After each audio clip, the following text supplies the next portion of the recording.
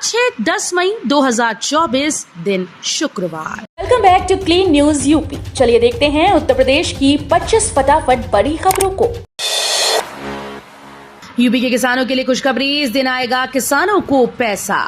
लोकसभा चुनाव 2024 के बीच मई के आखिरी सप्ताह में प्रधानमंत्री किसान सम्मान योजना की 17वीं किश्त का मैसेज किसानों के फोन में बज सकता है। हालांकि किसान सम्मान निधि योजना का पैसा कब मिलेगा, इसे लेकर अभी आधिकारिक रूप से किसी ने कुछ नहीं कहा। मीडिया की खबरों में इस महीने के आखिरी सप्ताह तक का दावा किया जा रहा है। परिवार की 5 सीट हारेगी सपा, नहीं खुलेगा खाता, छोटी काशी में सीएम योगी का बड़ा दावा। यूपी के मुख्यमंत्री योगी आदित्यनाथ ने बृहस्पतिवार को दावा किया कि मौजूदा लोकसभा चुनाव में राज्य में समाजवादी पार्टी का खाता भी नहीं खुलेगा। मुख्यमंत्री ने लखीमपुर खीरी जिले के गोला गोकर्णनाथ यानी छोटी काशी में भाजपा उम्मीदवार अजय मिश्रा टेनी के पक्ष में जनसभा को संबोधित किया। सपा पर निशाना साधते हुए सीएम योगी ने कहा कि सपा के मुखिया अखिलेश यादव की उम्मीदवारी वाली कन्नौज सीट समेत उनके परिवार के सदस्यों की उम्मीदवारी वाली सभी 5 सीटों पर सपा की हार सुनिश्चित है। वैक्सीन के जरिए जान और 400 पार के नारे के साथ संविधान के पीछे पड़ी है भाजपा। समाजवादी पार्टी के मुखिया और पूर्व सीएम अखिलेश यादव बहराइच और लखीमपुर खीरी में भाजपा पर जमकर निशाना साधा। लखीमपुर में आयोजित सपा की जनसभा में अखिलेश यादव ने वैक्सीन के मुद्दे पर सरकार को घेरा। उन्होंने कहा कि कोरोना से बचने के लिए जो वैक्सीन लगाई गई थी उसे कंपनी अब वापस ले रही है, लेकिन जिनको लग गई उनसे कैसे निकालेंगे। 13 मई को काशी में होगा पीएम मोदी का भव्य रोड शो, दिखेगी मिनी भारत की झलक। प्रधानमंत्री नरेंद्र मोदी लोकसभा चुनाव के लिए नामांकन के पहले 13 मई को अपने संसदीय क्षेत्र वाराणसी में रोड शो करेंगे। लंका के बीएचयू गेट पर महामना मालवीय की प्रतिमा पर माल्यार्पण के साथ रोड शो शुरू होगा, जो काशी विश्वनाथ धाम तक जाएगा। भाजपा इसे भव्य बनाने की तैयारी में जुट गई। रोड शो को ऐतिहासिक बनाने के लिए संगठन की ओर से कार्यकर्ताओं की रिकॉर्ड भागीदारी की तैयारी की जा रही है। मोदी के सामने लड़ने के लिए वाराणसी में लगी कतार, फिर भी केवल एक को मिला फॉर्म। प्रधानमंत्री नरेंद्र मोदी के सामने चुनाव लड़ने के लिए वाराणसी में होड़ मची हुई है। नामांकन के तीसरे दिन पर्चा खरीदने और ट्रेजरी जमा करने के लिए सुबह से लाइन लगी रही। यहां तक कि देश के दक्षिणी राज्यों तमिलनाडु, तेलंगाना से भी कई लोग चुनाव लड़ने वाराणसी पहुंचे। इस दौरान केवल बसपा के प्रत्याशी को ही फॉर्म मिल सका। 3 बजे का समय खत्म होने लगा तो पर्चा खरीदने आए लोगों ने हंगामा शुरू कर दिया। बसपा की एक और लिस्ट जारी, देवरिया सीट से ये होंगे उम्मीदवार। बसपा मायावती ने यूपी के 7वें चरण में होने वाली सीटों पर चुनाव के लिए देवरिया और कुशीनगर के प्रत्याशी के नाम का ऐलान कर दिया। बसपा ने गुरुवार को 14वीं लिस्ट जारी की। इसमें कुशीनगर से शुभ नारायण चौहान और देवरिया से संदेश यादव उर्फ मिस्टर को उम्मीदवार बनाया गया। इससे पहले लोकसभा प्रत्याशियों की 13वीं सूची जारी की थी। इस लिस्ट में सोनभद्र जिले की दुद्दी विधानसभा सीट पर होने वाले उपचुनाव के प्रत्याशी के नाम का भी ऐलान किया गया।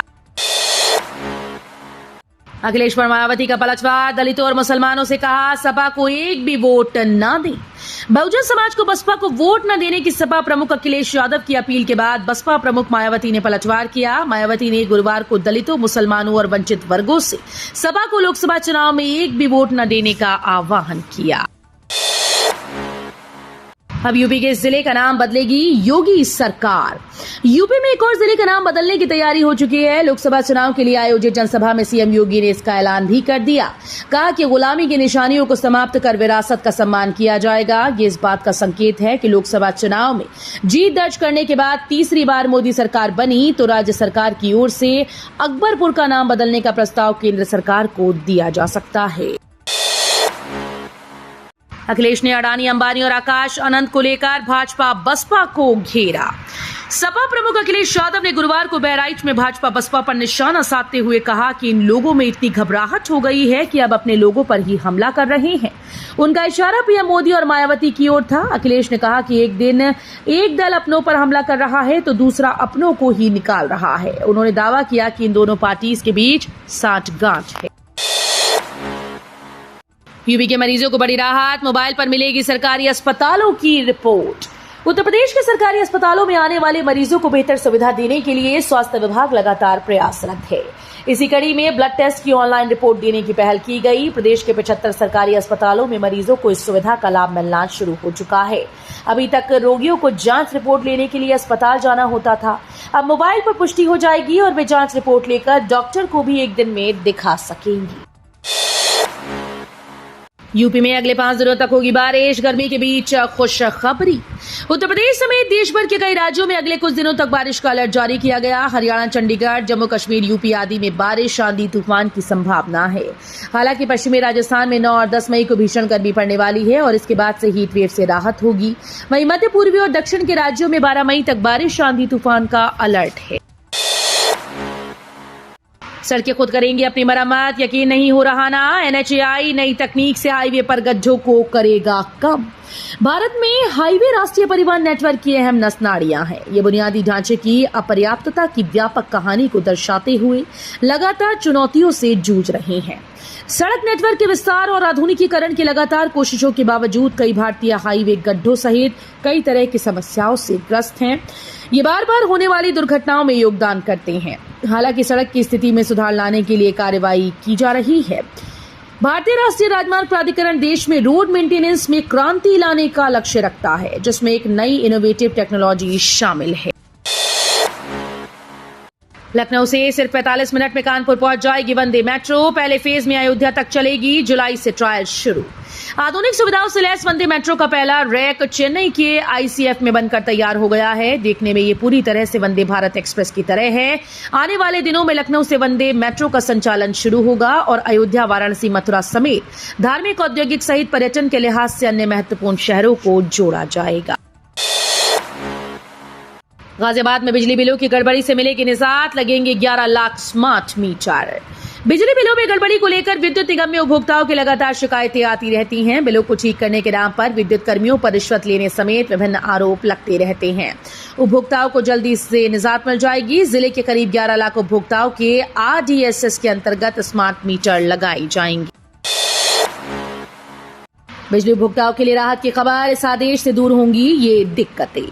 बिजली उपभोक्ताओं के लिए राहत की खबर है। बिजली विभाग उपभोक्ताओं की सुविधाएं और सहूलियतों को लेकर सख्त हो गया। इससे चेयरमैन के आदेश के बाद कई दिक्कतें दूर होंगी। लेसा के सभी अधिकारी और कर्मचारी अगले 3 दिन फीडरवार पेट्रोलिंग करें। इस दौरान विद्युत लाइन से लेकर सभी उपकरणों की जांच परख करेंगे। सेप्टिक टैंक में उतरे 3 सफाई कर्मी समेत 4 की मौत। यूपी में सेप्टिक टैंक की सफाई के दौरान जहरीली गैस की चपेट में आकर 3 सफाई कर्मियों सहित 4 लोगों की मौत हो गई। मरने वालों में सफाई करवा रहे मकान मालिक का इकलौता बेटा भी शामिल है। ये घटना यूपी में चंदौली के PDDU नगर में मुगल सराय कोतवाली क्षेत्र के लाट नंबर 2 स्थित न्यू महल का है।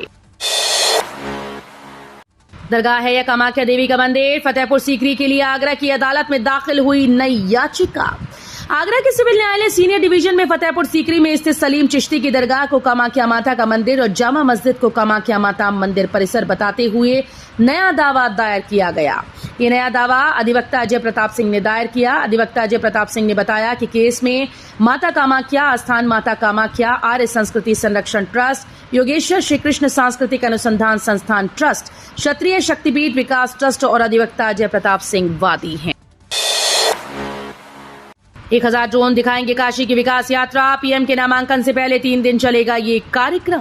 प्रधानमंत्री के नामांकन को लेकर भाजपाइयों ने तैयारियां कर ली। नामांकन से पहले 3 दिन 9 मई से शुरू हुई और 12 तक दशाश्वमेध घाट पर बनारस में 2014 से हुए अब तक के विकास कार्यों को दिखाया जाएगा।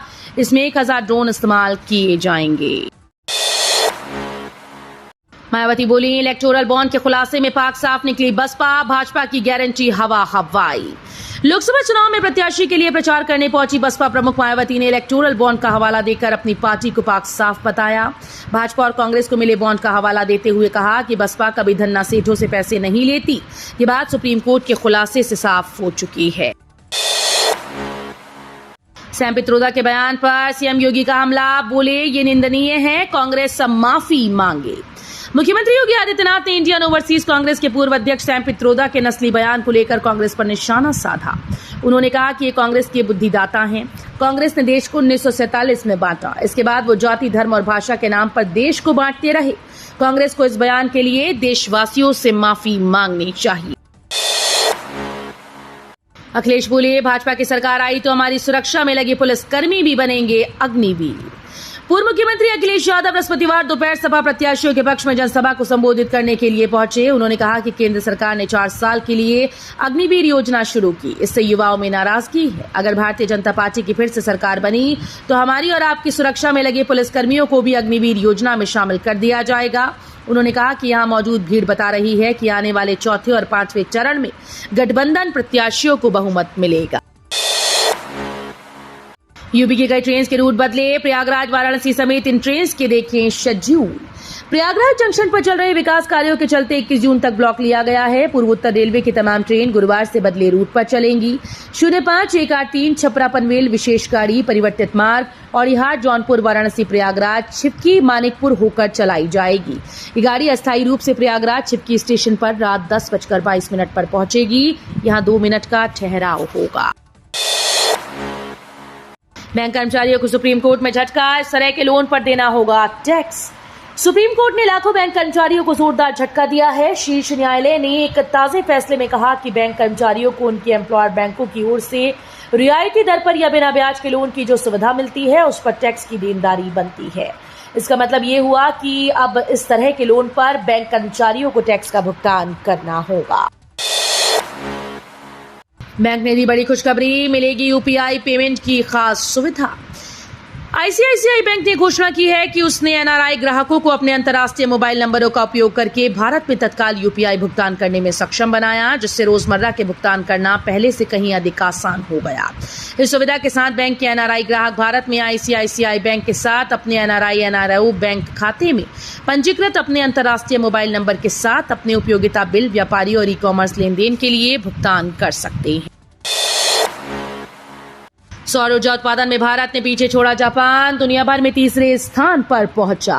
भारत बीते साल जापान को पीछे छोड़ते हुए दुनिया में तीसरा सबसे बड़ा सौर ऊर्जा उत्पादक बन गया है। वैश्विक ऊर्जा क्षेत्र में काम कर रहे शोध संस्थान एम्बर की एक रिपोर्ट में ये कहा गया। भारत 2015 में सौर ऊर्जा के उपयोग के मामले में 9वें स्थान पर था।